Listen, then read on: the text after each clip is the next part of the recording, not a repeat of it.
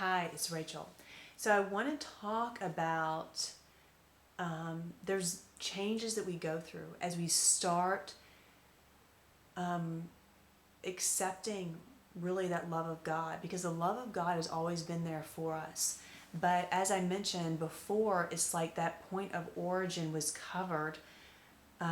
It's like it was covered with dirt, so we couldn't see it in our soul because we didn't have a memory of our soul incarnation. So we felt separate from the love of God. So we go through this experience of learning what the love of God is and being reunited to it. And that's how it feels. It feels like you're going back to your true origin. And that's why people long for God and why they long for love. It's inherent, it's a it's something that's in them that's wanting to attach. It's their point of attachment to the Heavenly Father that they're longing for, because that's like our homing beacon. It's to draw us back to that. That's what this journey is about, and to have that so that we have that oneness with the Father's soul. Okay, so we're not God. God is way beyond this creation. Okay, we're the creation. But we're the family that He treasures and highly values and honors, because we're His children and we're of His creation. So He will complete the work that He started. That's why it's so important and encouraging to understand this whole process, because when you understand it, it puts everything in a different perspective. Okay, about the struggles that you go through and why that you go through them and what we're learning and all these experiences, okay? And it helps you to transition, to become into that soul of light, to come into that new birth. And when Jesus was teaching here in the earth, that's what He was teaching about, the kingdom at hand. The kingdom at hand was God's will be done. Thy kingdom come, thy will be done. It's His will governing us from that point of origin. He was wanting to show, and He showed and revealed and taught this very dynamic, okay, about how being the kingdom means God is reigning. It's His will that reigns, and we come and are absorbed into that will. And as I described in my last video, that's what it's about. That new birth is when we desire that love. That's why He gave those commandments of love God, because those will guide you. If you desire and try to follow those commandments, it will lead you to this path in your life to where you will start connecting to the love of God.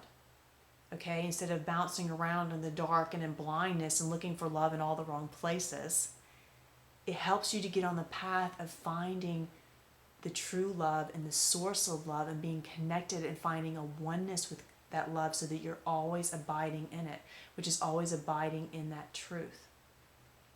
So Jesus had found that soul connection.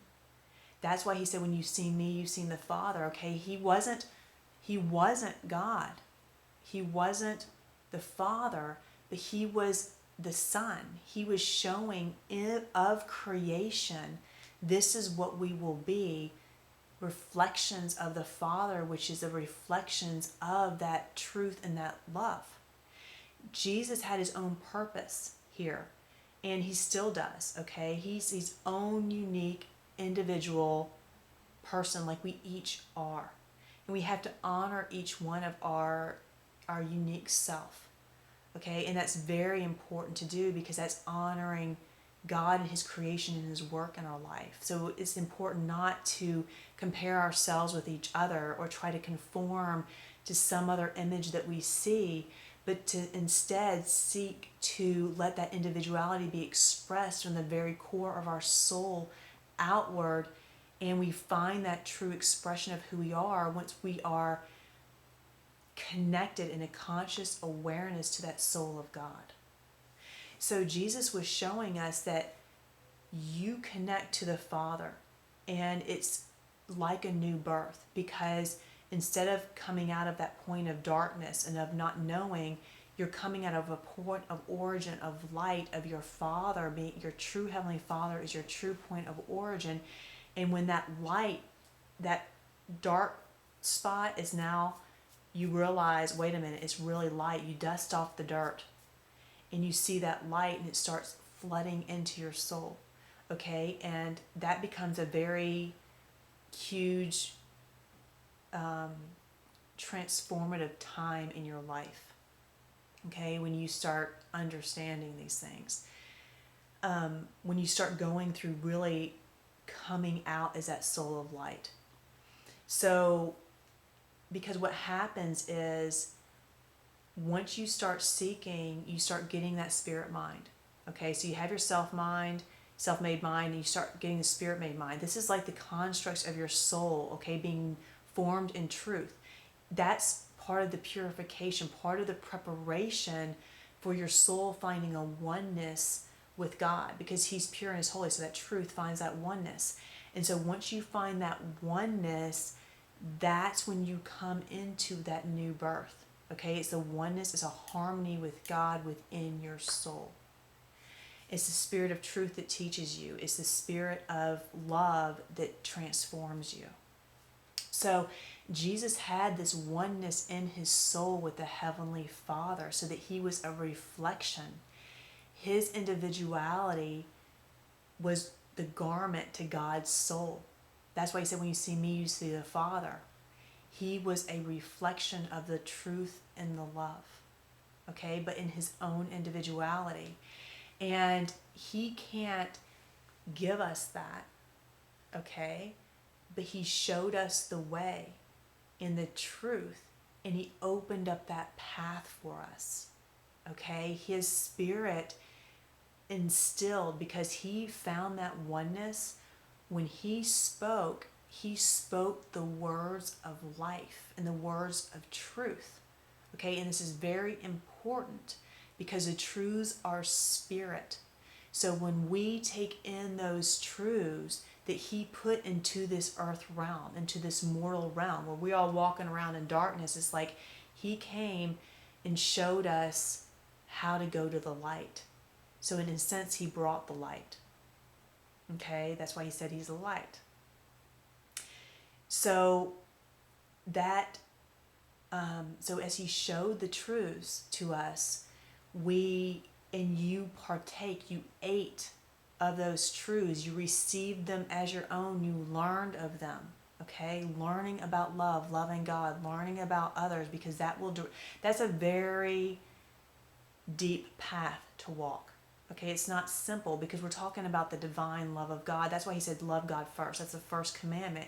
Because when you talk about loving God, you don't love Him with just a natural love that comes out of a self-made mind.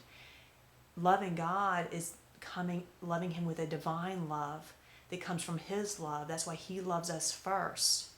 Okay, then we love Him. It's a love that we receive Him, and it crafts a whole new mind, a spirit mind, where you become a whole different creation altogether. Okay, so this is all that Jesus was showing us. So He put in those words, which were life, if we would partake of them and bring them in, and by acting on them in faith. Okay, so to make a truth your truth, you first hear it, okay, then you act on it by faith. Okay, so you don't it's not necessarily your truth yet. You're acting on it in faith, but as you do that, you see the truth of it. You see the wisdom, you see the love, you see what it creates, and in that, your soul like absorbs it. It becomes inner worked in your soul, and it becomes your truth. It just becomes a part of who you are. This prepared our soul. This is what the work of Christ, a lot of what He does, He's preparing our soul by those truths. He prepares a place where we can find a oneness with the Heavenly Father, so His soul can just flow into ours. And we find a oneness so that He can govern us from our very point of origin, thus become immortal.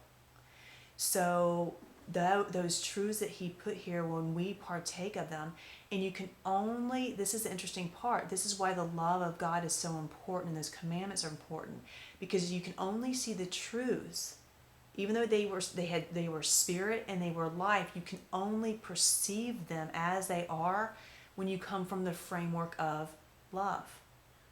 So that's why it's so important to desire to love God with all your heart, soul, mind, strength. That's everything. That's a total transformation, a whole new mind.